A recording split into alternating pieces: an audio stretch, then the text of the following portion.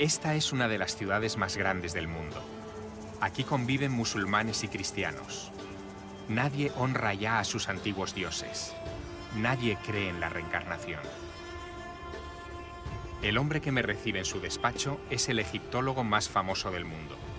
Tampoco cree en remotas divinidades. Y sin embargo, conoció a Dorothy Eady, una inglesa que llegó a Egipto en 1933, convencida de ser la reencarnación de una sacerdotisa de hace 34 siglos. Todos la llamaban Seti. Murió en 1981. Pero Hawass, por alguna razón que se me escapa, respeta su historia. Quiero saber por qué. ¿Qué hace de Seti una persona especial, alguien que no era solamente una excéntrica o una loca? ¿Qué hace de ella algo especial? Cuando nos conocimos, verá que era muy joven y su personalidad caló profundamente en mí y le guardaba mucho respeto, porque nunca en mi vida he visto a una mujer tan mágica como ella. Su hablar era magia, al igual que su andar. Ella pensaba firmemente que vivía en el antiguo Egipto. La llamaban la madre de Seti. Se casó con un hombre egipcio y tuvieron un hijo llamado Seti. Aquella mujer, más que cualquier otra, sabe, he conocido a mucha gente en mi vida que cree en la reencarnación y la mayoría piensan que eran reyes o reinas o cosas por el estilo. Pero la manera en que Seti creía en la reencarnación era algo único. Cuando uno la oía hablar, era imposible no creerla, porque lo decía con total seriedad y actuaba de acuerdo a ello cuando entraba en el templo de Seti I en Abidos. Ella lo observaba con pasión, a la vez que cierto misticismo y misterio, como si fuera un lugar sagrado para ella. Una vez entré con ella en el templo de Seti y leía los jeroglíficos como si estuvieran en inglés. Cuando yo mismo leo un jeroglífico, uso el diccionario constantemente. Ella nunca lo empleaba. Y eso me hizo ver realmente que su creencia en la reencarnación era diferente a la de cualquier otra persona que jamás haya conocido. Abidos es un sitio sagrado para ella. Fue enterrada ahí, pero su alma siempre gira a nuestro alrededor, puesto que fue una mujer maravillosa y única.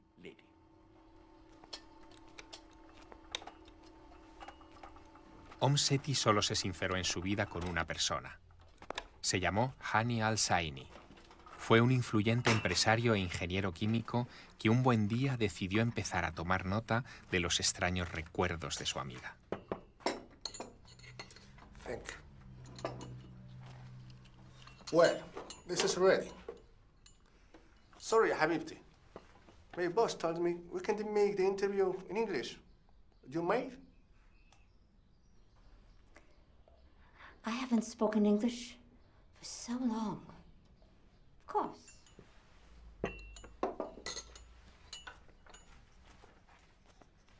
Where would you like us to begin?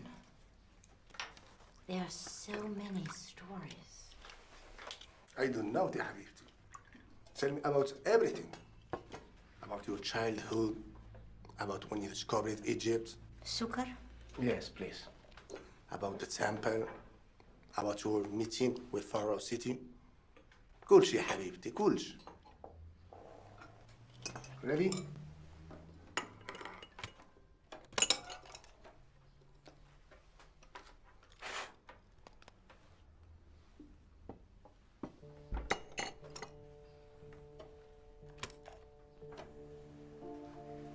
My memories as a child are so blurry.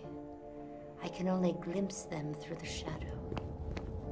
I remember, though, a city, almost always hidden between rain and fog.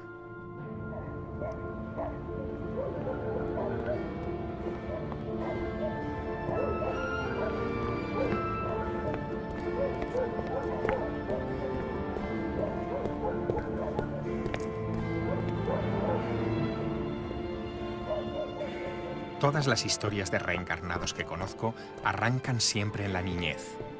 Casi siempre son recuerdos vagos, fuera de lugar, memorias imposibles, ajenas.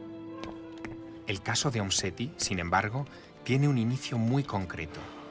Un trauma que marcaría un antes y un después en la vida de la pequeña Dorothy. Please. Dorothy, my 3-year-old daughter has slipped on the stairs and hit her head. She's unconscious.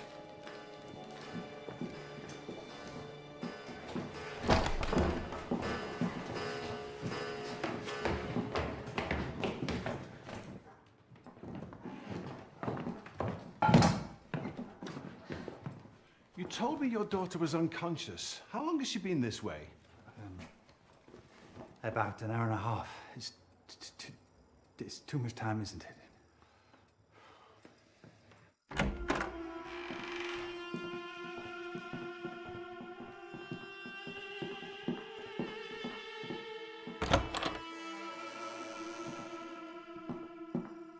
She's still unconscious. Don't worry, honey. The doctor is here. Everything's going to be okay.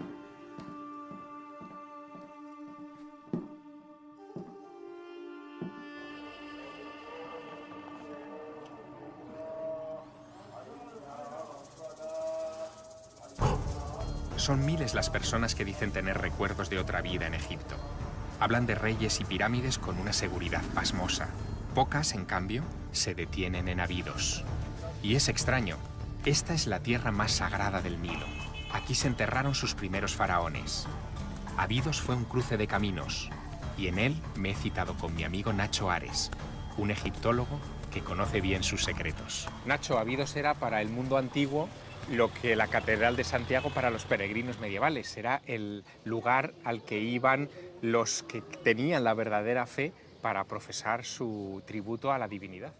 En efecto, estamos en la cuna del culto a Osiris. Este lugar, Abidos, la antigua ciudad de Abyu, era el emplazamiento en donde la tradición decía que la cabeza, una de las reliquias más importantes de Osiris, reposaba en ese templo de ahí, el templo de Abidos. Osiris era un dios muy particular porque muere y vuelve a la vida después de un ritual mágico.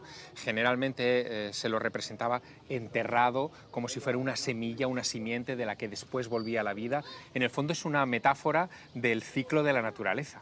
Totalmente, precisamente la representación de Osiris de color verde viene por eso que acabas de comentar. Osiris era la divinidad de la reencarnación divina de la vegetación, ese ciclo natural que año tras año hacía que la vegetación surgiera del Valle del Nilo. ¿Y qué es lo que llevó a un faraón que llevaba el nombre de Set, que era un poco el archienemigo en el mito egipcio de Horus y de Osiris, a construir un templo en este lugar dedicado a Osiris? Porque es un lugar de peregrinaje extraordinario. Es la cuna de todas esas peregrinaciones que luego a lo largo de la Edad Media se han desarrollado en Europa. Piensa que este es el lugar donde comienza ese viaje del sol, ese viaje por el inframundo, ese viaje hacia el más allá. Este es un centro dedicado al culto de Osiris, pero desconocemos cuál es la razón por la que se eligió. No hay textos, no hay arqueología, en definitiva no hay referencias que den una respuesta a ese enigma. A principios del siglo XX se descubre junto al templo de Abidos una estructura subterránea que recibirá inmediatamente el nombre de Osirión, como la tumba de Osiris, y que presenta unas galerías subterráneas que parecen imitar la creencia que tenían los antiguos egipcios en el camino que debía recorrer el difunto hacia el más allá. ¿Tú crees que cumplía esa función? ¿Que este Osirión era una especie de lugar de entrenamiento para el futuro difunto, en este caso Seti, que construye el templo? El Osirión efectivamente tiene una estructura muy particular, fue descubierto por Margaret Murray, como dices, a principios del siglo XX, y los grandes bloques de piedra, la propia estructura del edificio, que esté tantos metros por debajo del nivel del templo, todo hace pensar que quizás es una recreación de la colina primigenia a partir de la cual surgió la vida, mejor dicho, ¿no? La existencia de esos túneles que van a dar al Nilo y van a dar a otros lugares nos hace ver seguramente la presencia de espacios en un ambiente iniciático, en un ambiente que hoy no entendemos porque, por desgracia, los textos que lo describen o que le daban sentido no han llegado hasta nosotros, pero que nos podrían ayudar un poco a conocer la mentalidad y la forma de enfrentarse, como decíamos antes, a los egipcios a la muerte. Y de repente llega, unos años después del descubrimiento del Osirión, una muchacha que parece entenderlo todo, que lee los textos de las paredes y que da la impresión de que conoce esa magia ancestral. Y pese a esas rarezas, esas actitudes exóticas, sin embargo, los principales egiptólogos, desde los clásicos en este país hasta los contemporáneos como el doctor Zahi Hawass, le profesan un auténtico respeto. Es lo más llamativo de todo, ¿no? Porque podríamos pensar que este personaje tan excéntrico, como en cierta ocasión nos lo definió a ti y a mí Ken Weeks, en una charla que tuvimos con él. Ken Weeks, como jefe de las excavaciones en el Valle de los Reyes, 4 décadas trabajando en Luxor, la conocía perfectamente, nos decía que era una extraordinaria egiptóloga. Había que dejar de lado un poco el aspecto más místico, combinarlo o compaginarlo con ese aspecto más académico también, pero desde luego una cosa no ensombrecía a la otra, ¿no? Que es lo más llamativo de todo ello. Homse tiene una mujer mística, pero al mismo tiempo era una extraordinaria científica. Una bruja mística, pero a la vez científica. Una maga absolutamente entregada a los textos clásicos y a la egiptología tradicional.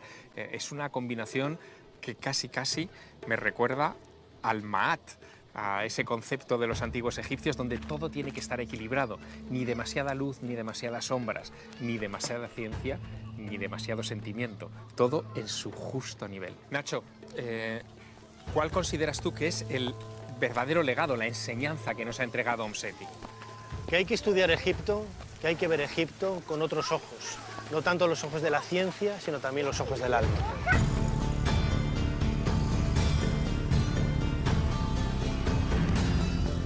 Los ojos del alma. Quizá los necesitemos para comprender bien la aventura de Om Seti.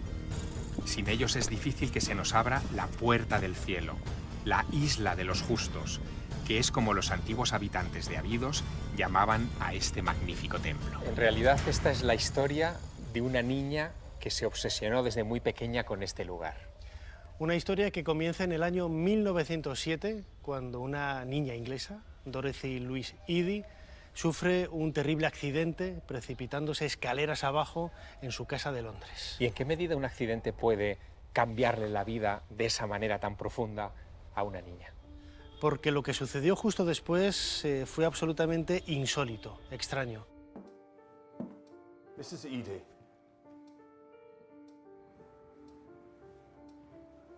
She's still unconscious.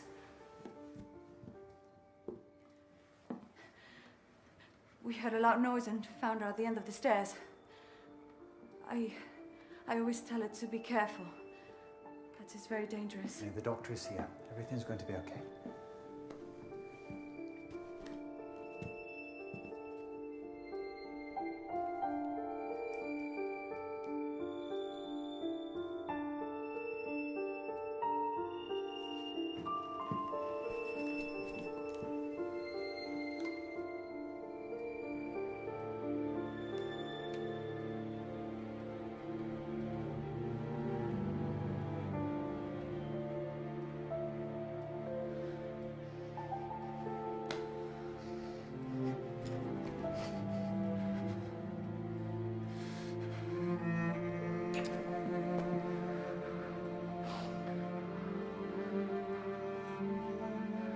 dieron por muerta, la niña no reaccionaba, la niña no recibía estímulos de ningún tipo, lo que confirmó ese doctor. Bajó a la planta inferior simplemente para redactar ese documento que certificaba la muerte de la pequeña Dorothy Louise Eady cuando apenas tenía 3 años de vida.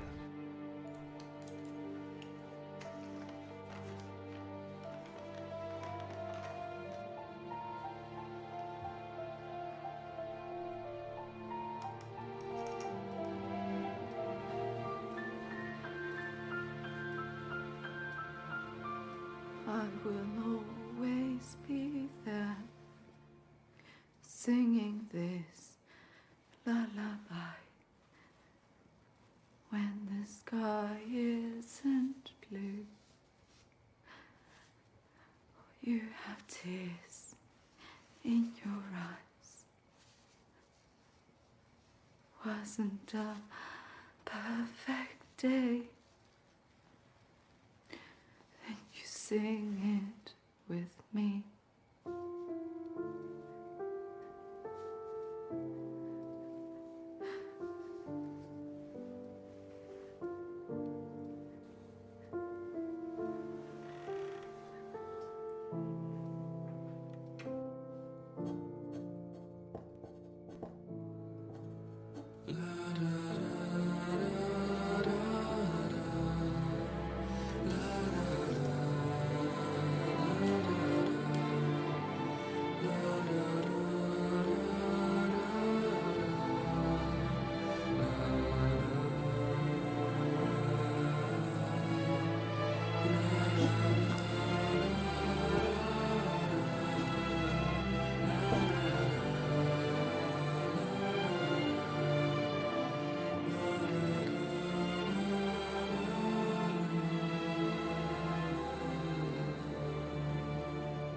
Pero Dorothy no murió.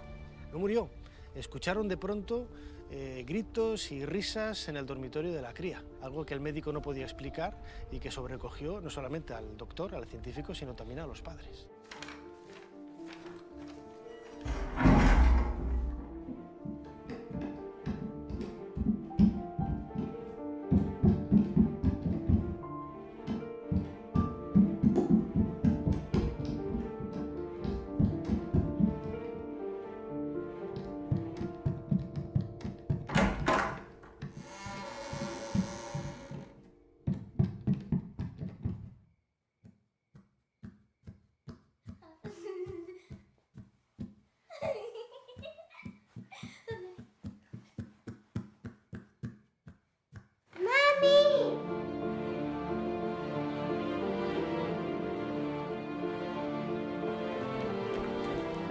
Sweetheart! Dorothy!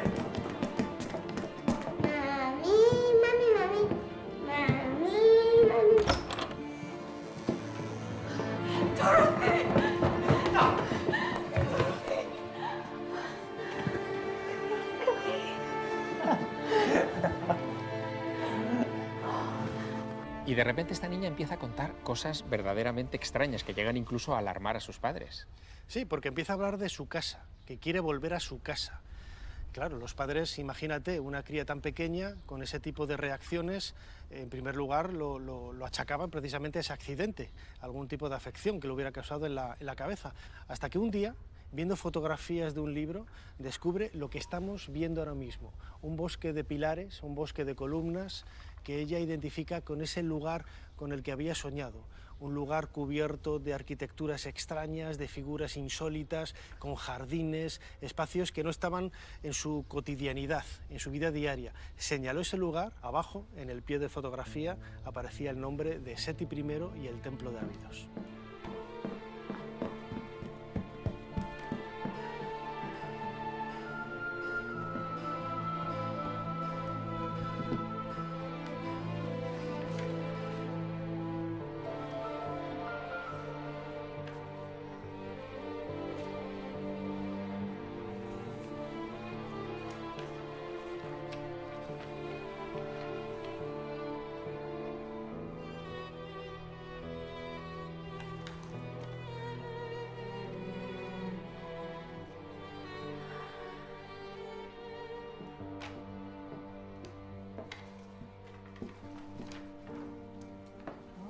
such a beautiful place, isn't it?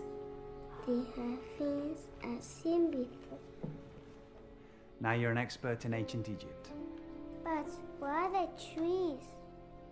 Sweetheart, there are no trees there. Here, there were trees before. How do you know that?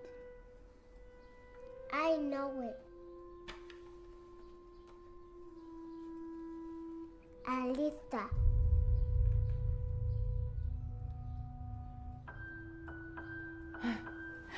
Darling.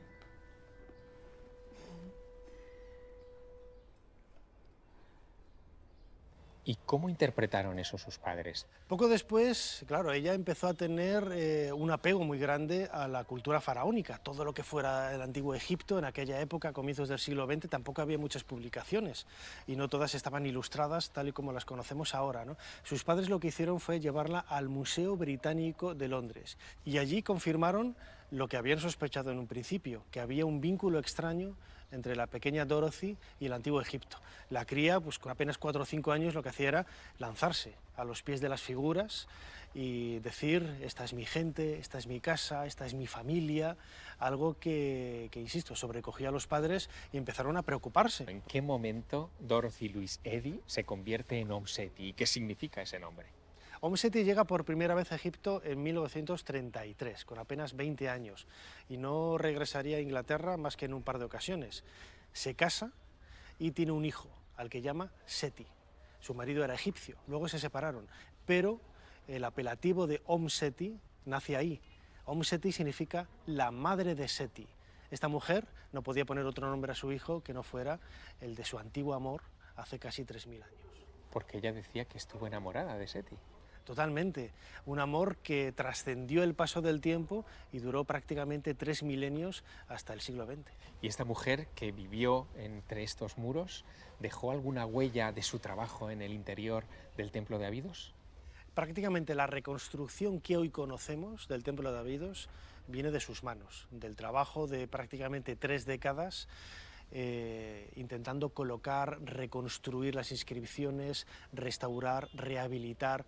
El Templo de Abidos, tal y como lo conocemos en la actualidad, es trabajo única y exclusivamente de esta mujer, Om Seti. ¿Me lo enseñas? Vamos a ver.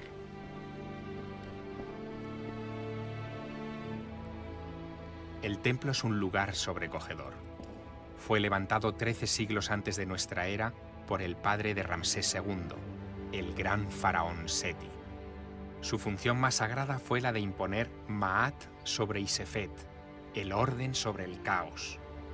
Es, todavía hoy, una metáfora precisa del cosmos. En 1956, 2 años después de que Om Seti se instalase en el Templo de Abidos, se le aparece un ángel de la guarda muy particular. Un ángel absolutamente físico, Hani el-Zeini, un egipcio que vivía en Nahamadi. Él tenía una empresa azucarera, él era químico, y en una visita pues, con unos amigos al Templo de Abidos, el lugar donde estamos, conoció a Om Seti, que era la mejor guía que había entonces para conocer y descubrir los secretos de este lugar. The temple at Mahabad has always been my home. And when I say always, I mean before I was born into this life. For years, I only intuited this fact. All of the reliefs, every hieroglyphic, all of the rooms that rest beneath the floor, especially one where a journal is hidden, written by Pharaoh Seti I. Everything, every single nook were my deepest memory. I have known them for an eternity.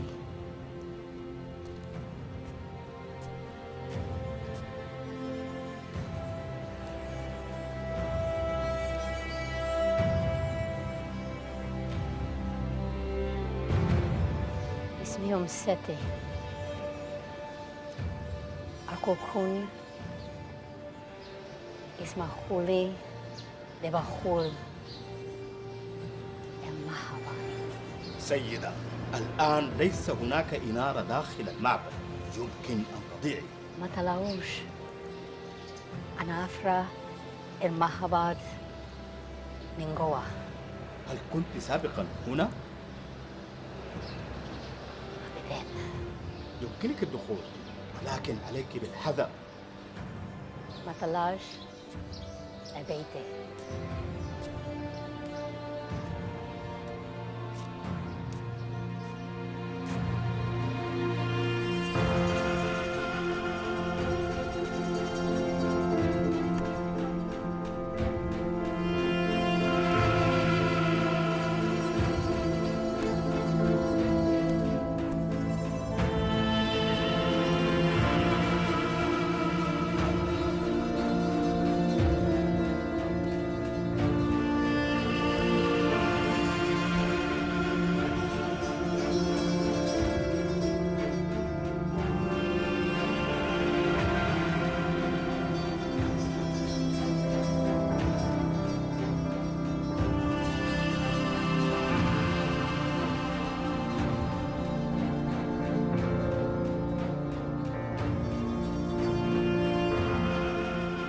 Seti pronto se hizo famosa en Abidos por su exótico comportamiento en el templo.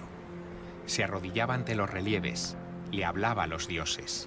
Al principio muchos creyeron que estaba loca, pero después cambiaron de opinión.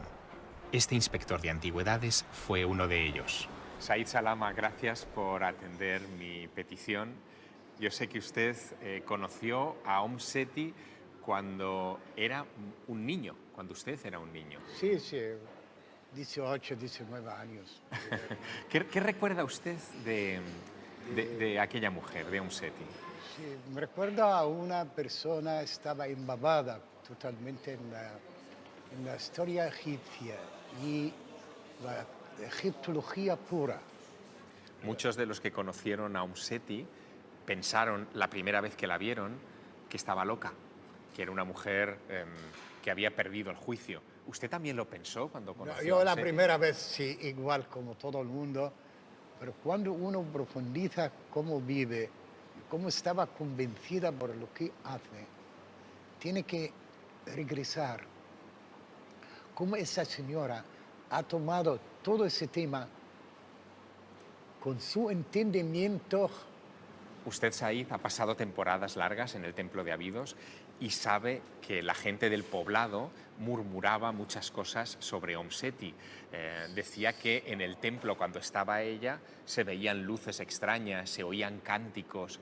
¿Usted todo eso lo ha visto, lo ha vivido? No, lo he vivido personalmente, sí, hombre. Ah, sí, cuénteme, Yo cuénteme. me recuerdo en el año 1974, yo hice una visita por allí, entré en el templo, pero al salir, al final del día, encontré bastante gente esperando fuera. Y me dijeron, ¿te pasó algo dentro? Digo, no. ¿Qué te ves? No, es que hemos visto luces, se mueven. Es mi linterna. Salió uno de dentro del grupo de la gente diciendo, mira, es que ahora tenemos dos locos. Una desde hace siglos, que es Seti, lo que quería decir, y uno moderno, jovencito.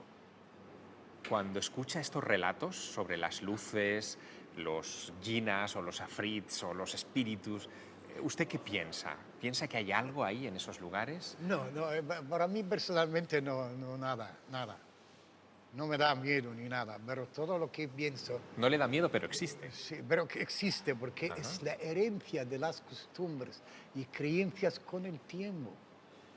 Por eso Seti ha tenido ese problema. Porque cuando tocó ese sitio y vino las primeras veces y oyendo las leyendas que se narran por la gente del poblado, seguro que estaba influida por esto. Pero ella contaba una historia muy extraña, ¿no? Me recuerdo que ella contaba de que ella se sentía de sangre faraónica. Para uno ya en esta época, o en el siglo XX o XXI, y ve a una persona piensa que ella es la reencarnación egipcia, es difícil.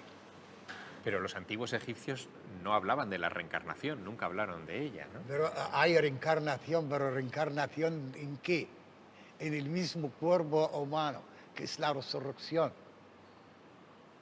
Esa es la diferencia. Entonces la creencia en la resurrección es la creencia en la reencarnación en el mismo cuerpo humano. Por eso dedicaban la momificación. Y entonces, ¿cómo explica lo de Om Seti? Es decir, ella creía que era la reencarnación de una niña, de una antigua sacerdotisa que conoció a Seti I, pero no estaba en el mismo cuerpo.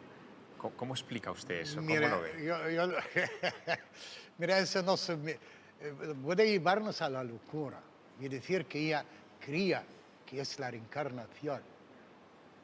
Pero llegando a un grado de la convivencia con lo que creía, ese es suficiente para decir que ella creía en la reencarnación. Pero si ella tenía ese don desde el principio, cuando estaba en Londres y tal, y veía, mira, ya sabemos cómo la vida de esa señora. Pero luego cuando vino aquí a Egipto había estudiado, y estudiaba el sitio. Y el mejor sitio para esos estudios es Abidos. Om Seti llegó a Abidos con un secreto, algo de lo que no hablaba con casi nadie. Se lo comentó al doctor Al-Zaini, que fue la persona suya de confianza durante muchos años. Ese secreto era que ella había vuelto a ver a Seti, lo había vuelto a ver en sueños, que habían tenido un idilio, casi una relación amorosa. ¿A usted alguna vez le llegó a sus oídos esta historia? ¿Y qué piensa de ella? Mira, yo no voy a estar lejos de su pensamiento. Si yo estoy estudiando un tema a fondo todo el día, seguro que cuando duermo sigo pensando. Para usted, ¿la historia de Om Seti es sueño o realidad? Yo lo veo entre las dos cosas.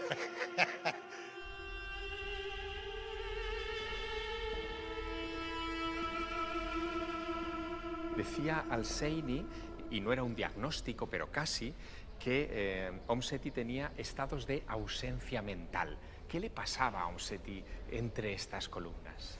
En esa ausencia mental, el Zaini nos relata infinidad de anécdotas y curiosidades. Fíjate que el Zaini fue el único en conocer de primera mano, en esas conversaciones que tenía en privanza con ella, la realidad mística de Om Seti. Nunca contó a nadie realmente, más allá de su círculo más cercano, liderado siempre por el Zaini, esos encuentros trascendentales, más allá del propio viaje astral, tal y como lo entendemos en la actualidad, eran viajes prácticamente físicos, en donde se encontraba cara a cara con Seti I. Regarding the pharaoh, I would be lying to you if I told you I had only known him for a while. I have known him for 33 centuries.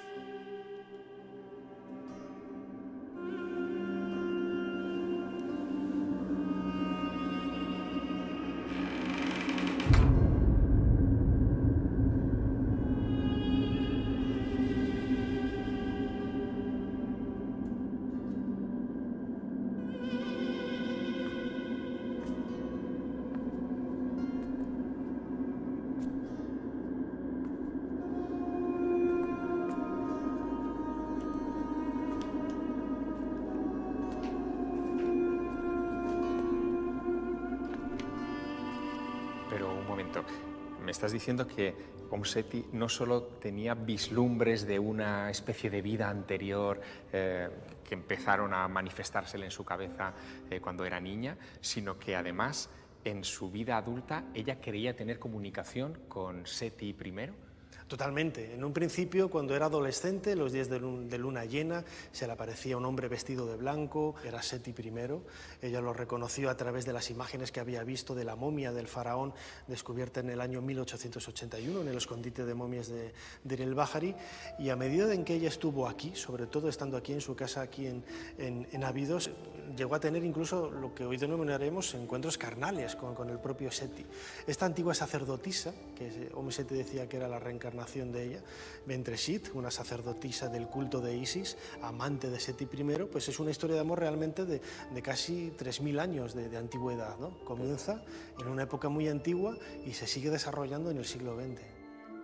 Galaltak, إخلي شيء. ماذا تريدين أن تعرفين؟ ما بعرفش. إخلي أن إنختون. لقد سمعت عنه في بعض المناسبات. كانت تدور قصة بين جنوده.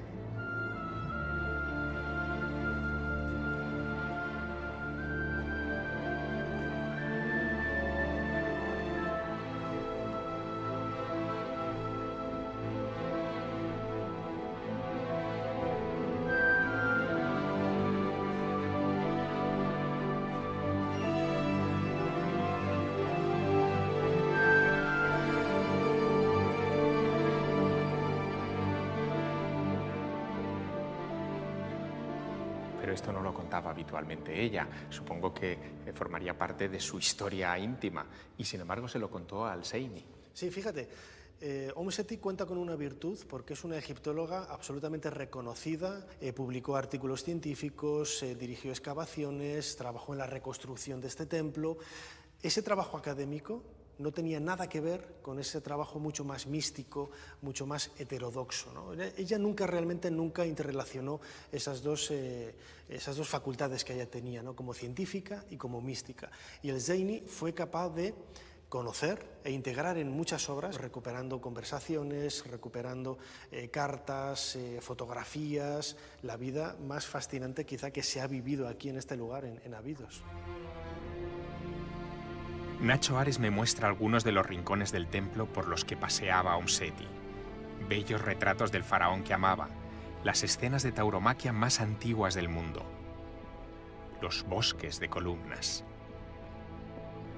Aunque quizá nada tan sorprendente como el pasillo de los anales, con los nombres de 76 reyes del antiguo Egipto.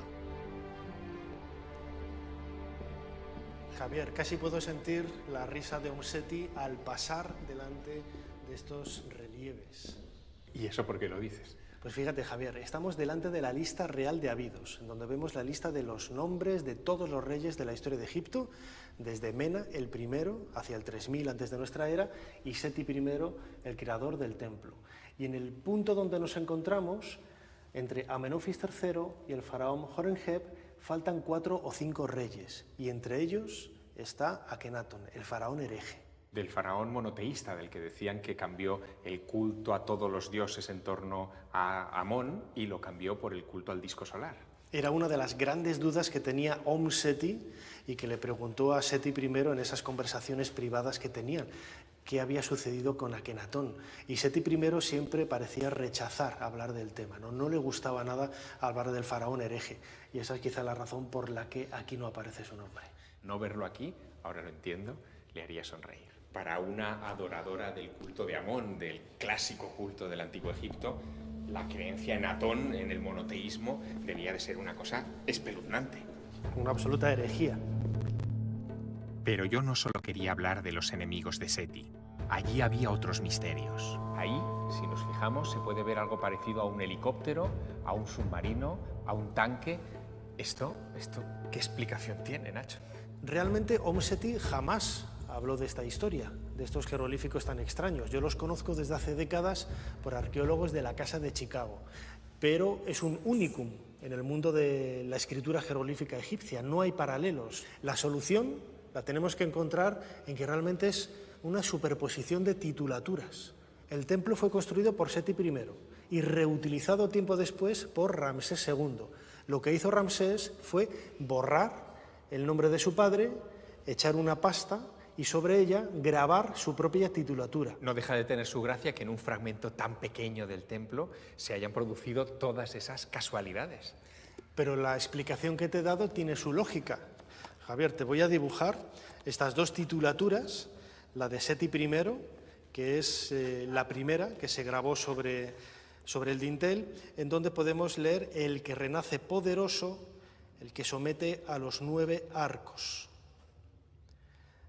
Cuenta con una serie de jeroglíficos, de ideogramas, que combinados con la titulatura de Ramsés II, defensor de Kemet, vencedor sobre los extranjeros, la casualidad y el paso del tiempo y seguramente la magia de Seti hizo que quedaran los ideogramas que hoy vemos. helicóptero, un submarino, un tanque, realmente asombroso. Misterio resuelto.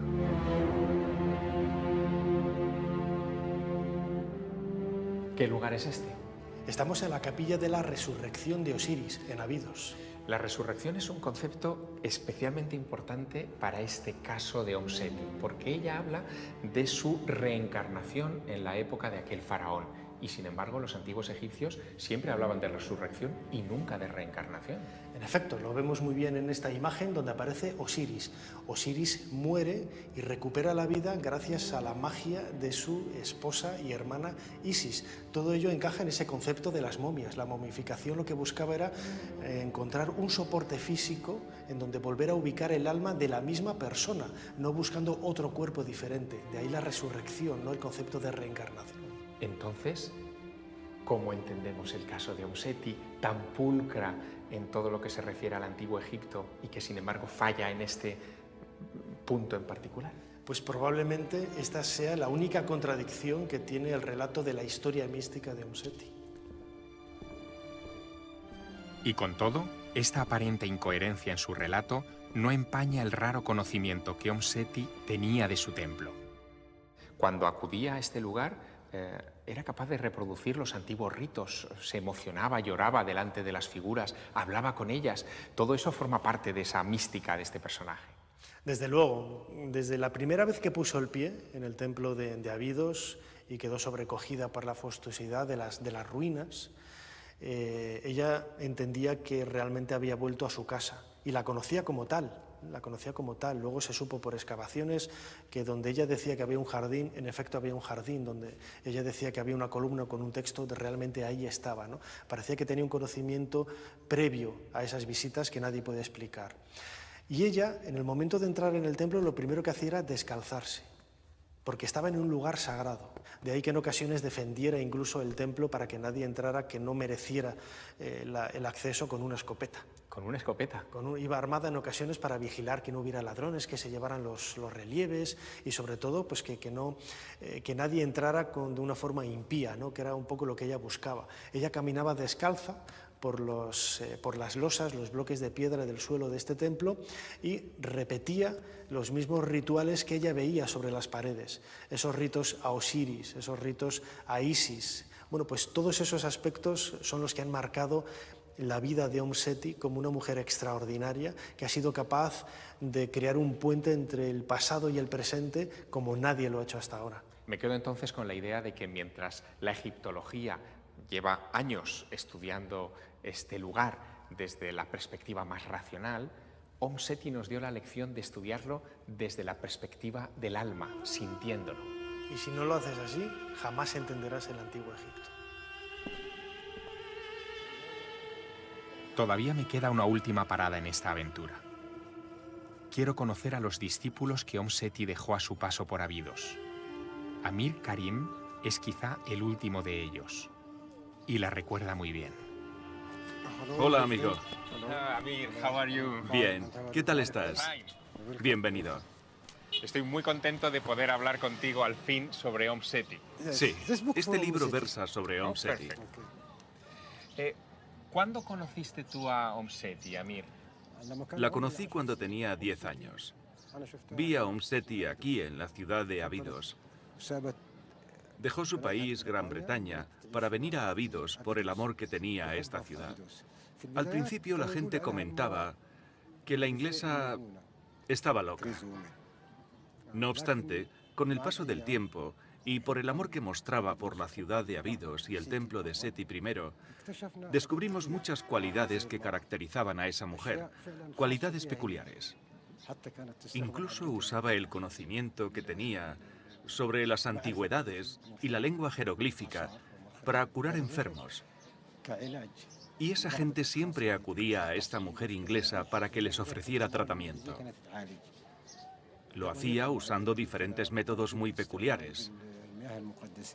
Textos, agua sagrada, en fin, hacía cosas extrañas. Una cosa que me fascina, Amir, es que tú viste con tus propios ojos la relación que tuvieron Seti y el doctor Al-Seini. ¿Cómo era esa relación? Un hombre que se llamaba Hani Al-Seini A lo mejor hay alguna mención sobre él mismo por aquí. Era el amigo más cercano de Seti y fue la única persona que realmente la ayudaba. Hani murió hace casi 7 años. Solía visitarla acompañado de su mujer y su hija. Le ayudaba a construir la casa donde vivía, le ofrecía ayuda económica y también le echaba una mano para que pudiera relacionarse con otras personas. Así que Hani al-Zeini desempeñó un papel importante en la vida de Seti. Y era la única persona que creía todo lo que decía Seti, sobre todo en un momento en el que a cualquier egipcio le costaba creer en la reencarnación de los espíritus, y aún así él fue el único que creyó todo lo que decía Seti. Pero al-Zaini tuvo una poderosa razón para creerla, una que quedó reflejada en sus grabaciones con Dorothy. Morty? Yes, please.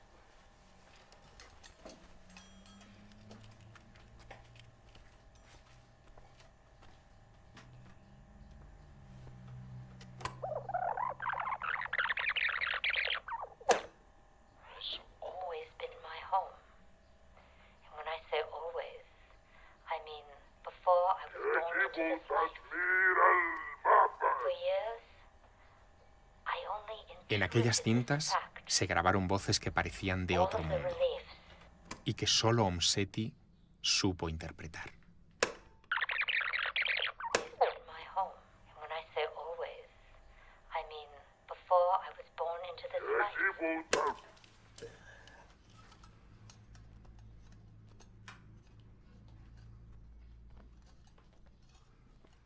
سمعتي على الصوت؟ It's impossible. We are alone. I told you, my friend. The Pharaoh. He still has many enemies.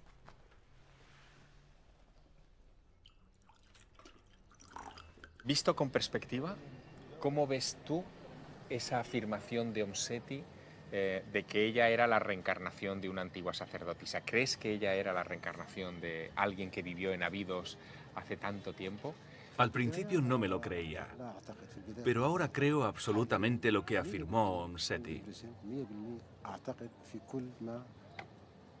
Y reconozco que la reencarnación de los espíritus es un hecho. Aunque no sea fácil de creer, mi experiencia me lo demuestra y me ha hecho creer en la reencarnación. Y reconozco que la reencarnación de los espíritus es verdad. Tengo entendido, Amir, que tu familia y tú habéis cuidado durante esos años la tumba de Seti. ¿Es así? Antes de su muerte, preguntó al hombre que la acogía en su hogar, ¿dónde me podrán enterrar? Este le contestó, déjame consultarlo. Volvió el hombre y le comentó a Seti que ni en el cementerio de los musulmanes ni en el de los cristianos aceptaban que fuera enterrada allí. Ante esto, Seti le dijo, entonces deja que mi alma elija el lugar donde quiere ser enterrada. Cuando murió Seti, había un espacio asignado como cementerio, que luego verás, donde solían enterrar a los pobres y a personas sin familia. Cuando el cónsul británico vino de visita, asignó la tumba de Seti a ese espacio. Ella también pidió en su testamento ser enterrada en Abidos. Cuando llegamos en 1981 al cementerio, vimos que estaba todo deteriorado y viejo. Con la ayuda de un amigo inglés, Jeffrey, que me trajo una lápida donde grabó la fecha de nacimiento y muerte de Seti, fui reconstruyendo la tumba y coloqué allí la lápida. Luego la iremos a ver. Curiosamente, verás que la tumba de Seti tiene de hecho relación con el espíritu de una sacerdotisa que se llama Bent Reshid.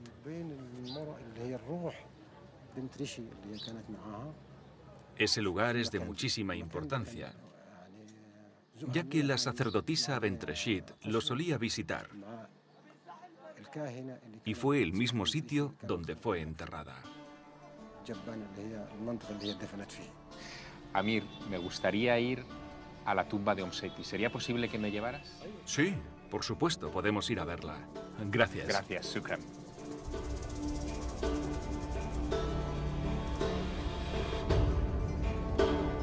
Las historias virtuosas, las que cierran bien un relato, son las circulares. Como escritor estoy acostumbrado a crearlas, pero no a que se desarrollen solas, con vida propia, frente a mis ojos. La de Dorothy Eady estaba a punto de completarse así. Lo presentía, y no quería ser el único que viese el prodigio. Por eso le pedí a Nacho que me acompañase, que fuera testigo de cómo se cerraba el círculo mágico que aquella dulce niña inglesa construyó mezclando los recuerdos de sus vidas.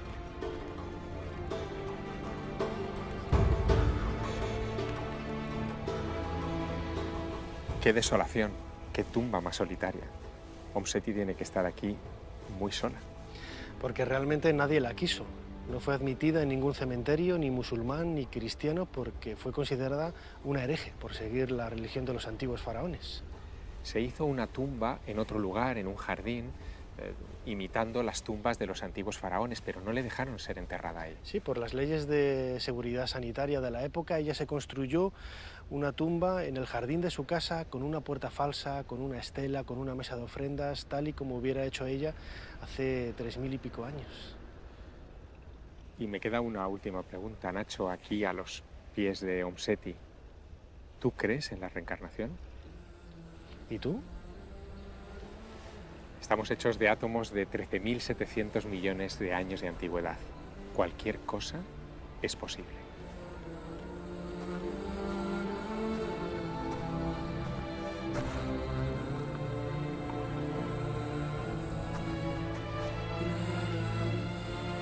Seti era una mujer increíble. Y por esto creo que Seti era una leyenda. Y su leyenda perdurará por siempre.